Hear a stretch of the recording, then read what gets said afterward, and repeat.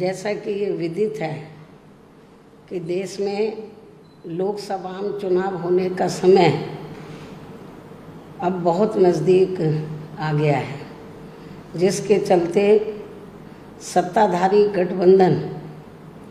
व विपक्षी गठबंधन की अर्थात एनडीए व परिवर्तित किए गए यूपीए की बैठकों का भी काफ़ी दौड़ चल रहा है। हालांकि इस मामले में हमारी पार्टी भी कोई पीछे नहीं है, बल्कि इन चुनावों की तैयारी को लेकर पिछले कुछ समय से पूरे देश में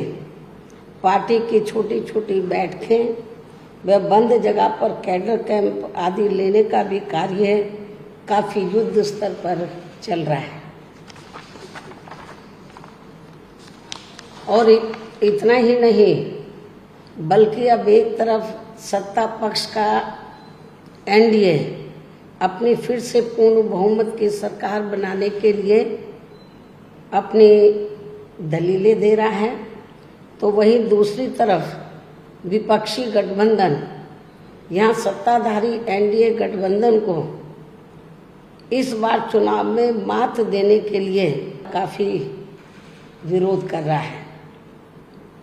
जिसमें बीएसपी भी कोई पीछे नहीं है। जबकि सत्ताधारी पार्टी व विपक्षी पार्टियों के बने गठबंधन के बारे में सच्चाई तो ये है कि यहाँ वर्तमान में विपक्षी गठबंधन के प्रमुख दल कांग्रेस पार्टी ने आज़ादी के बाद शुरू में केंद्र व अधिकांश राज्यों में भी अपने लंबे अरसे तक रहे शासनकाल के दौरान अपनी हीन व जातिवादी एवं पूंजीवादी मानसिकता को त्याग कर यदि देश व आम जनहित में तथा कमजोर वर्गों के हितों में भी पूरी ईमानदारी से कार्य किया होता और विशेषकर कमजोर वर्गों के हित व कल्याण के मामले में परम पूज्य बाबा साहब डॉक्टर भीमराव अंबेडकर की सलाह को भी मान लिया होता, तो फिर ना तो बाबा साहब को अपने कानूनी मंत्री पद से उस समय इस्तीफा देना पड़ता तथा ना ही आगे चलकर कांग्रेस पार्टी को केंद्र व अधिकांश राज्यों की भी सत्ता से बाहर होना पड़ता तथा ना ही फिर कमजोर वर्गों के लोगों को मजबूरी में बीएसपी के नाम पर अपनी अलग से राजनीतिक पार्टी बनाने की जरूरत पड़ती। और अब ये कांग्रेस पार्टी अपनी जैसी जातिवादी व पूंजीवादी सोच रखने वाली पार्टियों के साथ गठबंधन करके फिर से केंद्र की सत्ता में आने के सपने देख रही है, तो वही सत्ताधारी बीजेपी पार्टी भी पुनः केंद्र की सत्ता में आने के लिए अपने एनडीए गठबंधन को हर मामले में मजबूत बनाने में लगी है। साथ ही फिर से सत्ता में आने का दावा भी ठोक रही है। ये कह रही है कि इस बार बीजेपी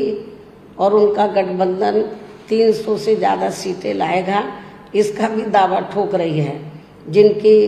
कथनी व करनी में कांग्रेस पार्टी की तरह ही कोई खास अंतर नजर नहीं आता है। कहने का तात्पर्य ये है कि अब ये दोनों बने गठबंधन यानी कि एनडीए व परिवर्तित किए गए यूपीए केंद्र की सत्ता में आने के लिए अपने अपने दावे ठोक रहे हैं, जबकि जनता को किए गए इनके वायदे व आश्वासन आदि सत्ता में बने रहने के दौरान अधिकांश खोखले ही साबित हुए हैं। वैसे भी कांग्रेस व बीजेपी एंड कंपनी के बने गठबंधन की अब तक रही सरकार की कार्यशैली यही बताती है कि इनकी नीति, नियत व सोच सर्व समाज में से विशेषकर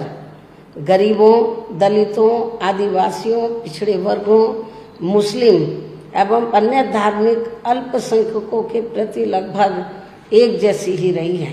क्योंकि इन्होंने सत्ता में रहकर शुरू से इन वर्गों के मामले में अधिकांश कागजी खाना पूर्ति ही की है तथा जमीनी हकीकत में इनके लिए कोई ठोस कार्य नहीं किए हैं। लेकिन जब ये लोग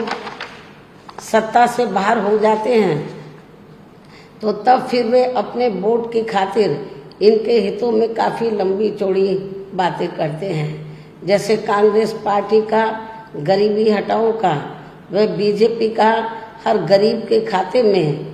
20 लाख रुपए पहुंचाने को लेकर कही गई ये बातें सत्ता में आने के बाद केवल हवाई व खोखली ही साबित होकर रह गई हैं, जिसकी खास वजह से ही बीएसपी ने सत्ताधारी गठबंधन व विपक्षी गठबंधन से ज़्यादातर अपनी दूरी ही बना के रखी है। ऐसी स्थिति में अब इन वर्गों के लोगों को यानी कि कमज़ोर वर्गों के लोगों को आपसी भाईचारे के आधार पर वे अपना अकेले ही मजबूत गठबंधन बना के या हर मामले में अपनी एकमात्र हितैषी रही पार्टी बीएसपी को ही मजबूती देनी है तथा जिससे फिर यहाँ कोई भी गठबंधन केंद्र व राज्यों के बीच सत्ता में पूरी मजबूती के साथ आसीन ना हो सके तथा इसके स्थान पर फिर इनकी मजबूत नहीं बल्कि मजबूर सरकार ही बनेगी। हमारी पार्टी का ये पूरा प्रयास होना चाहिए ताकि बीएसपी के सत्ता में ना आने की स्थिति में भी इन कमज़ोर वर्गों का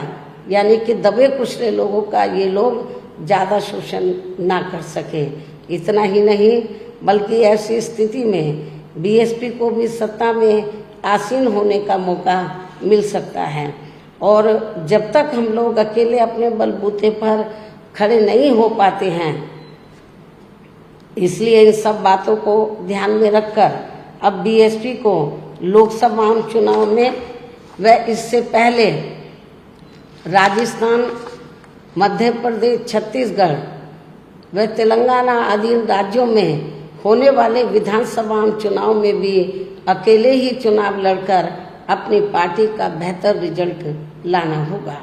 लेकिन बीएसपी पंजाब, हरियाणा आदि इन राज्यों में वहाँ की रीजनल पार्टियों के साथ मिलकर जरूर चुनाव लड़ सकती है, बशर्ते अब वर्तमान में उनका एनडीए व परिवर्तित किए गए यूपीए से भी कोई संबंध नहीं होना चाहिए। इसके साथ ही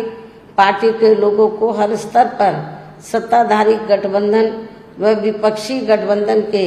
सभी साम दाम दंड भेद आदि हथकंडों से भी जरूर सावधान रहना है। इसके अलावा यहाँ मैं ये भी कहना चाहूँगी कि देश में लगातार बढ़ रही कमर तोड़ महंगाई, अति गरीबी व बेरोजगारी आदि की इन गंभीर समस्याओं के प्रति केंद्र के उत्तरदायित्व को लेकर कल से शुरू हो रहे संसद के मानसून सत्र में जवाबदेही का लोगों को काफ़ी बेसब्री से इंतजार है। किंतु मणिपुर में जारी चिंतनीय हालात, हिंसा व सुरक्षा ही अब नया मुद्दा बन गया है। किंतु इन समस्याओं के प्रति भाजपा का रवैया अब तक व्यापक जनहित का कम तथा अपने राजनीतिक स्वार्थ का ज़्यादा देखने को मिल रहा है, जिस कारण देश से जुड़े इन मामलों का जटिल बने रहना अति दुखद है। जबकि देश की प्रगति लोगों की उन्नति में ही निहित है, जिस पर पूरा ध्यान केंद्रित करने की भी सख्त ज़रूरत है। और अब लोकसभा चुनाव से पहले संसद में सरकार व विपक्ष का रवैया तकरार, आरोप प्रत्यारोप व जिम्मेदारी से भागने का नहीं बल्कि इन ज्वलंत जन समस्याओं को दूर करने संबंधी समाधान का होना चाहिए, क्योंकि इस समय समस्त गरीब एवं मेहनतकश जनता का जीवन काफ़ी दुखी व त्रस्त है, जिनकी सही से चिंता करना सभी का दायित्व भी बनता है। अंत में अब मैं अपनी बात यहीं समाप्त करती हूँ। धन्यवाद। जय भीम व जय भारत।